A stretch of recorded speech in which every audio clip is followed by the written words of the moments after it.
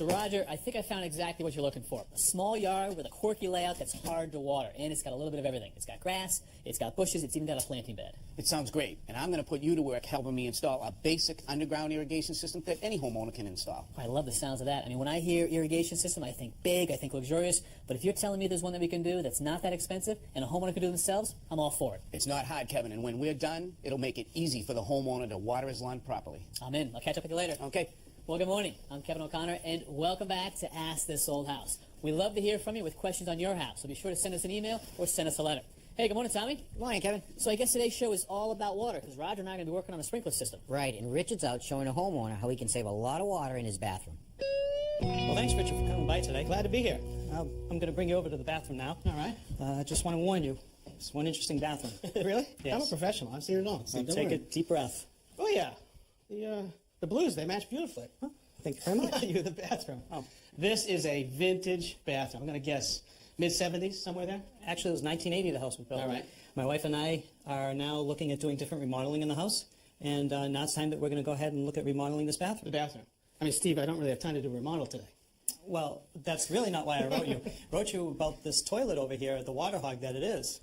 All right. Well, this vintage of toilet used 3.5 gallons for every flush. And in 1992, they enacted a law that said that no toilet could use more than 1.6 gallons per flush. Today, we're going to change this toilet out to one that uses even less. The job starts by closing the shutoff valve down here, and then I want to remove the water from the tank and the bowl. To remove the water from the tank, we want to flush it.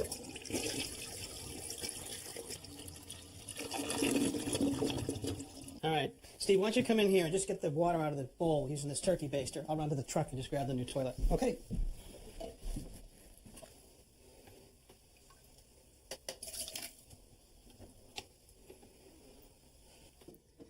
To remove the toilet, we need to break this water connection down here at the shutoff valve. Good. The last connections to break are these closet bolts. There's one on each side. Now, these are so rotted, the only way I'm going to get them out is to cut them. So I'm going to hold back with a pair of pliers and cut it with a hacksaw blade.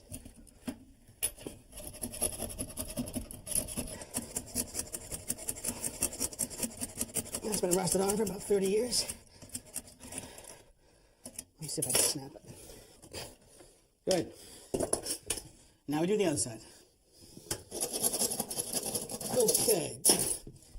Steve, come grab this with me, would you? Okay. I'm going to pull straight up. Take that side. Okay. Just keep it level. Let's go. Right outside. All right, Steve, I'd like you to remove that old wax from the top of the closet flange and scrape it right into the newspaper there. Wow, this is one messy job. That's why I have you doing it. So here is your new toilet. Most of the modern toilets all use 1.6 gallons per flush. This one actually is a dual flush toilet.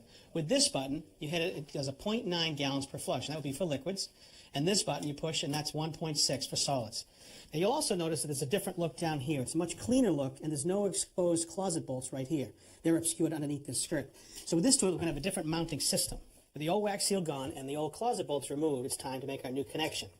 We're going to use these. These are closet bolts. They're brass. They have a T-head, and they're designed to key right into the side of the closet flange like this. There's one on each side. Now, with this toilet, there's a little different mounting flange right here. I'm going to put a wax seal on the bottom like so and mount it right into place over the closet flange. Now, the manufacturer provides us with a template. That'll help determine exactly where these blocks will go. And the blocks will be the way we secure the toilet down to the floor. Right about there, and now we want to make some marks and drill our holes.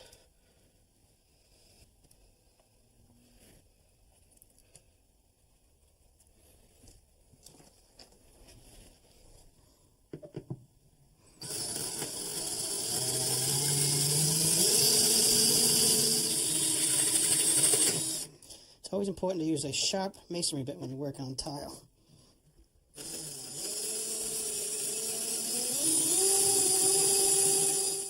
With the tile drill, I'm going to replace the masonry bit with a high-speed bit so I can drill a pilot hole down into the wood.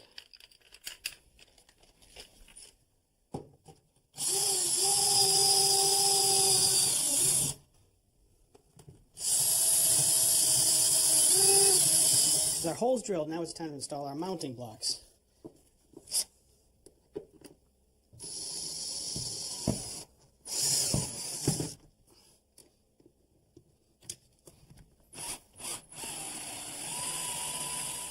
The wax ring makes a seal between this flange and the bottom of this adapter.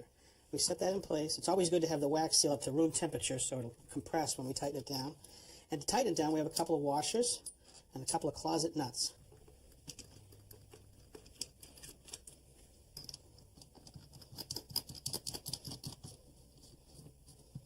And finish it off with a wrench.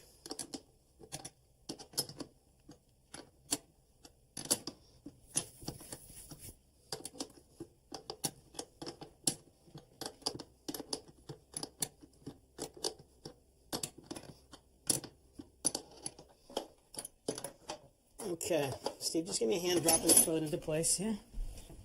Those two holes want to line up with those blocks in the back. There we go. We're going to screw through the toilet into the mounting blocks with these special brass mounting screws. When we're done, we'll cover it all up with a chrome cap.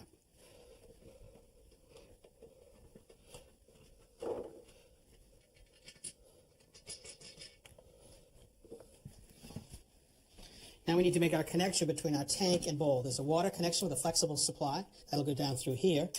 There's a gasket right here between the tank and bowl. And there's two bolts which will secure the tank. I'll drop that down into place.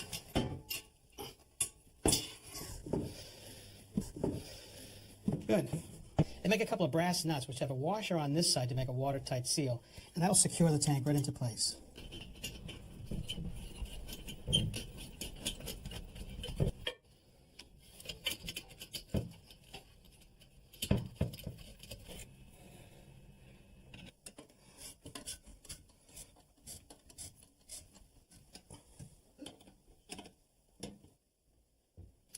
Now with our tank secured, we can reinstall our flush valve.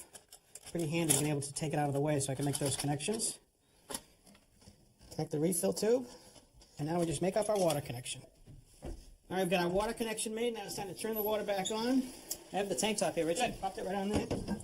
I gotta tell you, this white doesn't look too bad in the sea of blue. It doesn't. Thanks a lot, Richard. My pleasure. It is a good-looking toilet. It is. What did that unit cost? About $500, including a new seat. Wow, so not cheap. But I guess even the most basic toilet is going to cost a few $100. Sure. And there's some technology inside that tank. You know, if you flush any toilet, there's a flapper or a ball that's going to lift and let the water go from the tank down to the bowl. And the longer the flapper is open, the more water you're going to use. Absolutely. And this has a flush tower. With this button, the liquid button, when you press it, it's going to lift and the water's going to go down into the bowl. But there's a little bit of water that sits right here. When I take my finger away, it drops very quickly, 0.9 gallons. And that's because it drops so quickly, it uses less water. Absolutely. The right-hand button for solids, when I lift that, it still lets the water go down, but it closes much slower. All right, I got it. So any idea how much water we can save using a dual flush toilet? Well, it's a lot, Kevin. About 30% of the water that's used in any house is for toilet flushing. That much? Right. So if we went from 3.5 gallons per flush to the modern toilets of 1.6, we cut it in half. If I use that button, we're going to cut it in half yet again. That's going to be thousands of gallons of water every year. A compelling story. Thank you, Richard. All right, guys, this one is tricky. I'm going to give you as many hints as I can. First of all, it's electric. Never would have thought that. Yeah. The bottom of it is a plastic ball with a clear tube and wires running up through it all the way to the top where it's clear on top. What is it? I know. I'm going first, boys, because I know the answer. Really? This is the latest breakthrough in our never-ending battle against the toilet stoppage. Soldier on, plumber. That's right. Sometimes a simple plunger is not enough. I know, cute little plunger. Sometimes you need more power. This is the turbo plunger. Has a little compressor right here. Takes air, sends it down that tube, comes down that shaft. On this side, it's really the breakthrough. This is an ultra-high sonic frequency sender to send wicked megahertz. Gigahertz. Wicked hertz, a lot of hertz. Down into the solids to break them down. So you get where you want to be. Here we go. Fire in the hole, right over the toilet. Yep. Send your charge down. Yeah. It's unbelievable. It works unreal. Does it? How's it working? Well, first time I blew the toilet apart, but the pipes were clean as a whistle. Oh, good. You know, I really don't like going after you. Your stuff is always so nasty. dirty. Stop it. All right, now, guys, you know what this is? This is actually for your backyard. It is for backyard wildlife management. Tell me more. Oh, absolutely. Yeah, because you got all these different kinds of critters. Some of them you're trying to repel. Some of them you're trying It's to so attract. confusing, Kim. Isn't it? And you got a different device for each one. No more. Now, all in one. All right, what do you got going here? Oh, well, this is a little bird feeder thing here to invite all the little birdies. chickies, Oh, right? absolutely. All right, what about- Whoa, don't touch, Tommy. This thing sends out an electric charge and it zaps the squirrels. Oh, really? Oh, yeah, and then up here, right here, attracts all the mosquitoes and gone. Seems so sensible. It's very practical. And that would really look good hanging outside your window, wouldn't it? Well, it functions well. That's not it. Believe me, that's not it. It's not it for you either. All right. All right. Remember all the controversy we had with the Olympic relay runners? Yeah. Trying to blow the torch out? Sure. Woo. This is not going to happen ever again. This is an indistinguishable torch. Indistinguishable. Well, it's electric. It won't go out. Right. What do you do with this? Well, you plug it into a generator. Someone the runs follower behind- keeps it running all the way. By the time you get there, any protesters along the way, you can zap them. Oh, yeah, that's the Olympic spirit, right? Fry the protesters, huh? Guys, really odd answers. Funny, but odd. This actually works on a fish pond. In the wintertime, if a fish pond freezes solid, it can trap toxic gases underneath the ice and kill your fish. Dead guppies. So you need to aerate the pond, and that's what this is for. Kev, you plug that in. All right, hang on. Down in here is a little pump. And it's Once in. we drop the pump in the water, it sends the water up here where it exchanges with the air, and there's a heat element in there so it won't freeze. So all winter long, we have this water coming in and out of the pond to keep the fish healthy. If the pond gets stopped up, turbo plunger time. So, Roger, the front yard in this house is really small. It's only about 6 to 8 feet wide. The front span here is about 25 feet. Then it turns the corner, and it's very irregular. You've got a bump out here, and then the yard tucks into this little corner right here. And so it's really difficult to water. If you take a sprinkler and you attach it to a hose and you leave it here, it's going to spray the house, it's going to miss the corner. And it's got me thinking, is this a good candidate for an in-ground sprinkler system? Well, it is, Kev, but usually when I do irrigation system, I'm covering large areas and I use big rotary heads. Today, to cover this area, we're going to have to use specific spray heads with precise patterns to get the coverage we want. But it all starts with the water supply. Kevin, we're going to operate our irrigation system off of this hose bib. Now, the first thing I need to check is how many pounds of pressure are coming out of here. I need 30 to run the sprinklers. So what I did is I attached a pressure gauge to this hose bib and found out we have 80 PSI. So that's great. We're in good shape. The second thing I need to check is flow. So what we're going to do is put that 5-gallon bucket down and just open that up and time how long it takes to fill the bucket. All right, that's good, Kev. So I got 30 seconds for 5 gallons, which is... 10 gallons per minute, and that's the number we're going to use to determine what type of sprinkler heads we're going to use and how many. Kevin, today we're going to use a series of these sprinkler bodies, and each one of these bodies is a riser. On the end of the riser, we're going to put different nozzles. Each one will have a different spray pattern. We're going to start here with a nozzle that's going to throw a 90-degree curve first, so it's going to come out to here and then wrap around like this. Okay. Next to that, we're going to put one nozzle that has 180 degrees on it, and it's going to come out like this and then come back, and then we'll put in another 180-degree nozzle over here. Well, wait a second, Roger. If you do two 180s next to each other, I envision these arcs coming together, meeting at a point, and then leaving a gap here in the middle. Right, what we're going to do is we're going to put the sprinkler heads so they're closer together so we get head-to-head coverage. So you'll actually have an overlap of water? Right, it'll actually be more efficient watering. All right. No gaps. Then down here in the corner, we're going to put another 90-degree angle to cover here, and then we'll just continue on down the line. But it all starts with a precise layout, starting with this 90-degree head in the corner. We want to water the lawn and the plants and not the house. Now, I know it's 9 feet from the house to this wall, so we're going to use spray heads that have an 8-foot radius. All right. I'm going to start you here and pull the tape out, and I want you to go out to 8 feet and put in a flag for me. All right. So is this how we get our head-to-head coverage? This nozzle is going to throw all the way back to the first, and the first is going to throw all the way to the second? Yep, no dry spots. All right. I'll go right down to 16 now. All right, 16. All right, Kevin, here's the process. We're going to dig a 6 to 8 inch trench right down the middle of the lawn. And then into that trench, we're going to put this 1 inch poly pipe. This is our main water supply. We're going to tee into that, and attached to the tee is going to be this flexible pipe, which will allow us to put the sprinkler heads right next to the wall. All right, you scrape up the grass, I'll dig the trench. Now, Kevin, remember earlier we measured our flow rate? Which was 10 gallons a minute. Right. Now, each one of these nozzles has its own flow rate. We have to be sure that the total of the flow rates doesn't exceed 10 gallons per minute. Do they? No, they don't. We're good. If they did. If they did, we'd have to go split them up and go to 2 zones. Kevin, our polyethylene supply line comes in rolls of 300 feet. What I want to do right now is I'm going to cut off a piece about 8 feet long using my pipe cutter. Okay. We're going to take and lay it in the trench. All right, you good down there? Yep. All right, lay that right down in the trench. Yep. Cover it up in the middle. All right, once we get this covered up, Kevin, we're going to attach our 3/8 flexible line to this end. Now we start by sliding this 1 inch clamp onto our 1 inch poly pipe. I'm going to heat up the end of the pipe. You're just softening it? That's right, so I can slide this fitting in the end. Okay. And once that goes in, we'll slide that up, and I'm just going to take and crimp it off with these crimpers, okay? So just compression? Right, I just tightened up that hose clamp to hold this fitting into place. Now we're going to attach our flexible pipe to the sprinkler head. So same process? Right, heat that end up for me. Now in this case, we don't even need a clamp. We'll simply take and slide it on the end. All right, now that flexible pipe is all the way in on that fitting. It's not going to come off. So what we're going to do is we're going to put the head where it's going to go, And that's going to come off. You want to just cut a little bit off of that for me? All right, good. Now heat that end of the flex pipe up for me. All right, with that end of the flex pipe heated up, I'm just going to slide it onto the connection. It'll be nice and tight. Now the flex pipe is tight on the fitting. We're just going to lay this head right down where we want it and backfill the line. You got it? Pack it right in. Give me a little more. I'm just going to pack it right around the head. Make sure it doesn't move. At the next head, we're going to use this T connection. Now this is going to go in the 1-inch line. Now if you slide that clamp on, so if you just heat that up. All right, let me slide it in. Turn it that way.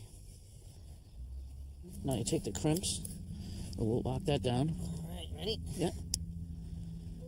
All right, now we're going to put on our flex pipe. So if you heat up that end, all right, now take the head and slide it right in. Push it hard all the way in. Great. Okay, now I'm going to hold it here. Measure down to where you want to make your cut. It's going to be right where my thumb is. Leave the thumb. Okay. Heat up the end of that flex pipe. All right, now slide it onto our connection. All the way in. Good. Okay, let's put some dirt on the flex pipe and the head. Press that right in there, good. All right, let's move on to our next connection.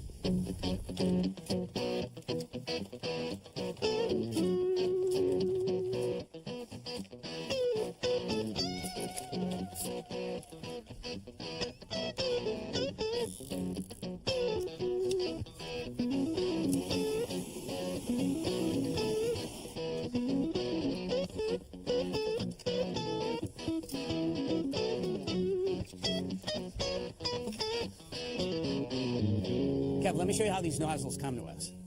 Now this orange cap is not a nozzle, but it allows us to pull up and extend the riser. Now what we're going to do is we're going to take this orange cap off, and the first thing we're going to do is we are going to drop in a filter. This keeps any debris from getting up into the nozzle. And then we take our nozzle and screw it down into place. So this is where we choose our 90 degrees or our 180 degrees model, whichever one we want. Whatever we want. Screw it down in place, and then we're ready to go. Anytime you install an irrigation system, you have to make sure that the water from the irrigation can't contaminate the domestic water of the house, and that involves a backflow preventer. All right. This hose bib already has a backflow preventer mounted on it. And in this town, that's sufficient? It is, but if you didn't have that backflow already mounted, you could buy one like this, simply screw it on, and you would be legal in this town, but you've got to check your local ordinances. Other towns might have different rules. That's right. Okay. So below the backflow preventer, we have got a timer. Think of it as a splitter, Kevin. On this side, we have an attachment for a hose where at any time you could get water for a hose. This side is a battery-operated timer, which will tell the irrigation system when to come on and when to go off. Perfectly sufficient for a single zone. Now we just make a last We're connection. just going to make our last connection. You give me a little heat. Good. All right, I'm just going to slide the clamp up. You want to crimp that off for me, Kev?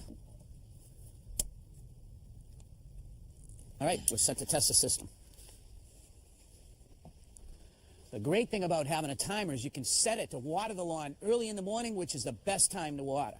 Now, this timer also has a manual override, so all I got to do is hit this. Fire it up. And the sprinklers are going to come on. I'll cover that up for you until you get out of there. Okay. Hey, not bad, huh? That looks pretty good. So now we just can fine-tune them so that we get the proper coverage here. And a few hours of work on yours and my part, this homeowner never has to water the lawn again. Nice job, Roger. Thanks, Kev.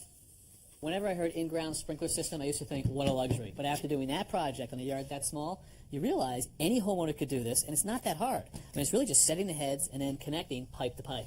Well, that's the easy part, putting the pipe in the ground. You got to spend some time designing a system so you have the proper spray head to get the coverage you need, but don't exceed the gallons per minute coming out of the house. Right. Yeah, but you can always split the system if need be. That's right. You get a timer with 2, 3, or 4 zones, so you could split it up and get the right coverage. Now, what about maintenance on a system like this? Well, Tom, if you live in part of the country where it gets real cold and freezes, I'd like you to take that timer off and put it inside for the winter, and then blow the system out. If you don't, water could collect like here at this 90-degree elbow, freeze and crack it. Right. With a system this size, you could probably use a small compressor and blow it out yourself. Easily. Yeah. All right, guys, good tips. And we'd love to hear from you. So keep your letters and your emails coming. Until next time, I'm Kevin O'Connor I'm Tom Silva. And I'm Roger Cook. for Ask This Old House. I might do one of these at my house. Oh, what, you don't already have one? You guys, luxury you guys doing anything guy? this weekend? If you have a question about your house or a home improvement tip you'd like to share, please let us know. Visit our website at pbs.org for expert advice, step-by-step videos, and much more.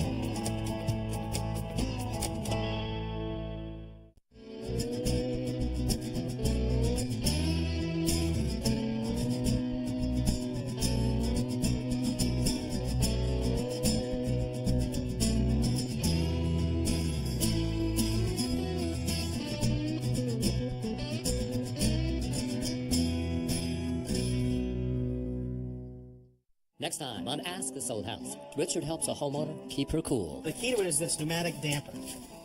Boy, this looks just like a deflated beach ball. Absolutely. Once it's fully inflated, it completely seals the duct, allowing no air to pass into the room. Well, let's test that out. And the guys ask, what is it? Our family has a long line of multiple chins. Really? My father had like 6 or 7, and my grandfather had like 8 of them. I did not Mabel. She had so many chins by the end. She actually looked a bit like a turkey. So I decided to do something about it. That's next time. This Old House magazine, the companion to the television series, provides advice from our experts that you've come to know. You can use your credit card to order 10 monthly issues for $10 by calling 1-800-221-5900.